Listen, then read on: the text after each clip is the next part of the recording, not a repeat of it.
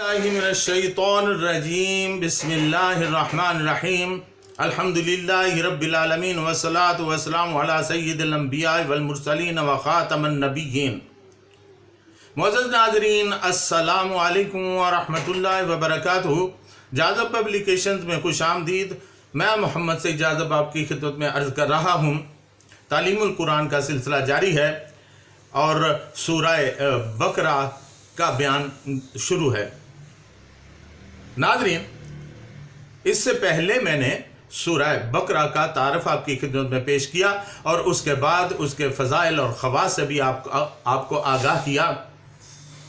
और फिर मैंने सूरह बकरा की पहली आयत अलिफ लाम मीम यानी हरूफ मुक़त्तात के बारे में आपको आगाह किया कि किस तरह ये हरूफ मुक़त्तात पूरे कुरान मजीद में मुहर्रक की हैसियत रखते हैं और किस तरह ये कुरान मजीद की 29 सूरतों के आगाज़ में आते हैं और उनका ताल्लुक़ फिर उन सूरतों के अंदर क्या है। और फिर मैंने ये भी बताया कि इन हरूफ मुक़त्तात का ताल्लुक़ बिस्मिल्लाहिर्रहमानिर्रहीम से क्या है और बिस्मिल्लाहिर्रहमानिर्रहीम के 19 हरूफ का ताल्लुक़ पूरे कुरान मजीद में क्या है और 19 का अदद किस तरह मुहर्रक और मुनक़सम की हैसियत रखता है। नाज़रीन, उसके बाद पिछली 2 नशिस्तों में मैंने सूरह बकरा की आयत नंबर 2 ज़ालिकल किताब ला रैब फ़ीहि हुदन लिल मुत्तक़ीन के बारे में आपकी खिदमत में तफ़सीलात अर्ज़ की।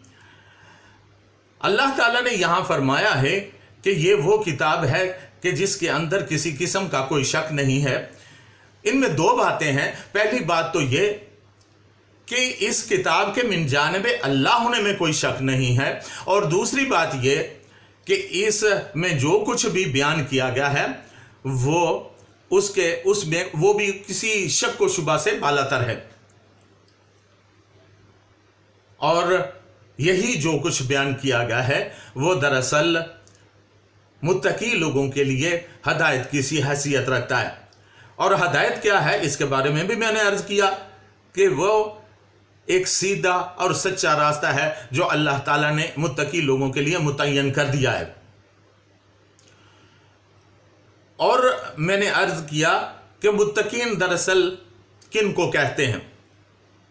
ये तो हमने जान लिया कि मुत्तकीन कौन लोग होते हैं, लेकिन उनकी सिफ़ात क्या हैं, खुसूसियात उनकी क्या हैं, ये भी अल्लाह ताला ने खुद ही फरमा दिया।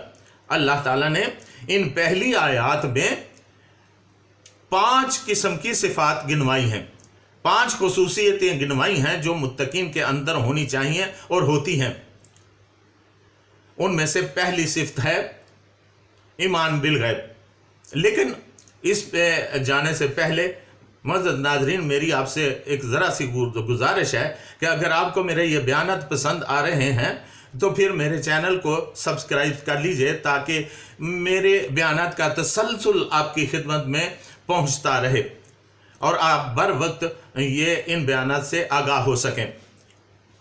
नाज़रीन, गैब के बारे में जानते हैं कि गैब दरअसल क्या है। लुगातुल कुरान में गैब के लगवी मानी जो बताए गए हैं वो है हर वो चीज़ जो निगाहों से ओझल हो जाती है, वो गैब कहलाती है। अगर वो चीज़ तसव्वुर में मौजूद है लेकिन निगाहों से पोशीदा है तो फिर भी गैब ही कहलाएगी। गैबुन नशेबी ज़मीन को भी कहते हैं। गाबतुन ऐसी नशेबी ज़मीन पहले ऊंची ज़मीन आ जाए और इसलिए निगाहों से ओझल हो जाए। गाबतुन घने जंगल को भी कहते हैं जिसमें दरख्तों की वजह से ज़मीन नज़र नहीं आती। गड्ढे और कुएं की तराई और गहराई नीज़ हर चीज़ जो किसी वाले वो गयाबतुन कहलाती है। जैसा कि पारा नंबर 12 सूरह यूसुफ आयत में हज़रत यूसुफ अलैहिस्सलाम के भाइयों की निस्बत से बारी ताला है व अलक़ौहु गयाबतिल जुब और उसे किसी अंधेरे कुएं में डाल दो। नाज़रीन, कुरान करीम ने गैब के मुकाबला में शहादत उनका लफ्ज लाकर इसके मानी बिल्कुल वाज़े कर दिए हैं। पारा नंबर 28 सूरह अल हश्र आयत नंबर में इरशाद बारी ताला है, वल्लाहुल्लज़ी ला इलाहा इल्ला हुवा आलिमुल गैबि वश्शहादति वर्रहमानुर रहीम। अल्लाह वही तो है जिसके सिवा कोई माबूद नहीं, जानने वाला है वो हर छुपी हुई और जाहिर चीज का, वही मेहरबान और रहम करना। नाज़रीन, गैब जरूरी है कि मौजूद जरूर हो वही, लेकिन आंखों से ओझल हो। जब गैब के सामने आ जाएगा तो फिर मशहूद हो जाएगा, यानी वो जाहिर हो जाएगा। अगर इसका कहीं वजूद ही नहीं तो फिर गैबुन नहीं कहा जाएगा। यही वजह है कि गीबतुन किसी की अदम मौजूदगी में इसके किसी ऐसे बुरे के जिक्र करने को कहते हैं जो इसमें मौजूद हो, लेकिन जिक्र करना उसे नागवार गुजरे। अगर वो बात इसमें मौजूद ही ना हो तो उसे गीबत नहीं, तोहमत कहा जाएगा। नाज़रीन, आलिमुल गैब दरअसल है कौन? आइए इस बारे में भी कुरान से जान। कुरान मजीद ने अल्लाह के लिए आलिमुल गैब का कहा है, इसलिए ईमान बिल गैब के मानी सिर्फ अनदेखे खुदा पर ईमान ही नहीं, बल्कि इससे एक तो मुराद है इंसानी आमाल के जो मुरतब तो उसी वक्त होने शुरू हो जाते हैं, अमल सरजद हो, मशहूद होकर सामने अपने वक्त पर आते हैं। उम्मीद है ये मेरी बात समझ गए होंगे आप कि जो आमाल इंसान है वो उस वक्त तक छुपे रहते हैं जब तक कि वो जाहिर ना हो जाए, वो उनका ज़हूर ना हो जाए।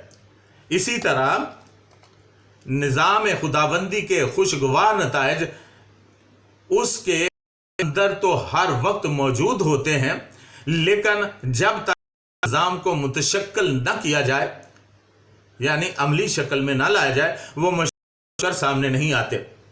मोमिनीन की जमायत इस निज़ाम अनदेखे नताइज पर यकीन मुहकम रखती है। इस यकीन के मातहत इस निज़ाम के क़याम के लिए हर तरह की दिए जाती है। इन्हें इस निज़ाम के अनदेखे नताइज पर ईमान हो तो वो इसके लिए एक कदम भी ना उठाएं।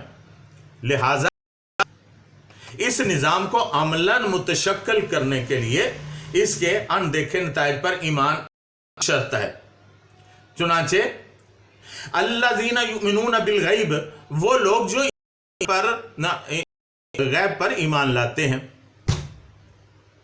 एक किसान सर्दी गर्मी दिन रात मेहनत करता है सिर्फ इसलिए कि उसे पता है कि जो वो बीज बो रहा एक दिन समय होकर रहेगा। अगर इसे इसका यकीन ना हो तो वो खेती के लिए एक दिन भी मेहनत ना करे। जो निज़ाम खुदाबंदी को मुतशक्किल करने के लिए पहल उठती है, उसके सामने इस निज़ाम के नताइज मौजूद होते। ये नताइज उस वक्त सामने आने वाले होते हैं जब वो निज़ाम मार्ज़ वजूद में आ जाता है। वो इस निज़ाम की तश्कील के लिए सिर्फ इसी बिना पर कुर्बानियाँ दिए जाते हैं कि उसकी बारावरी पर यकीन होता है। इसी को दरअसल ईमान बिल गैब कहते हैं।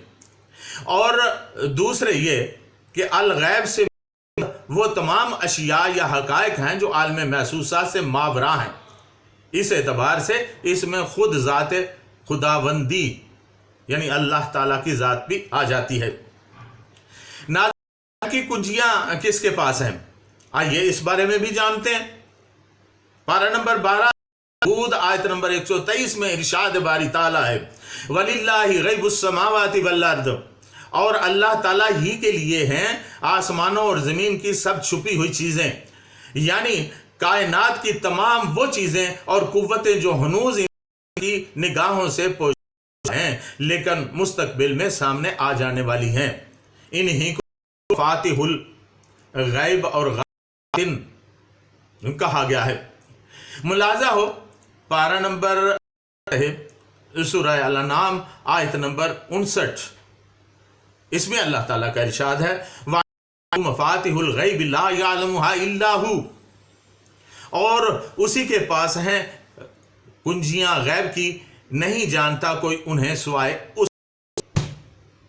اور پارہ نمبر 20 سورہ النمل آیت نمبر 75 میں ارشاد باری تعالیٰ ہے وَمَا مِنْ غَائِبَةٍ فِي السَّمَاءِ وَالْأَرْضِ إِلَّا فِي كِتَابٍ مُبِينٍ، اور نہیں کوئی پوشیدہ چیز آسمان اور زمین میں مگر بیان کتاب مبین میں موجود ہے. یعنی اللہ تعالیٰ نے جو بھی عالم غیب میں بنا رکھا ہے اس کا ذکر قرآن مجید میں کہیں نہ کہیں کرتا ہے. اس کا ذکر انشاءاللہ آئندہ آتا رہے گا اپنے اپنے وقت پر. آئندہ انشاءاللہ غیب کے بارے میں کچھ اور تفصیلات عرض کروں گا. تب تک کے لیے اجازت چاہوں گا.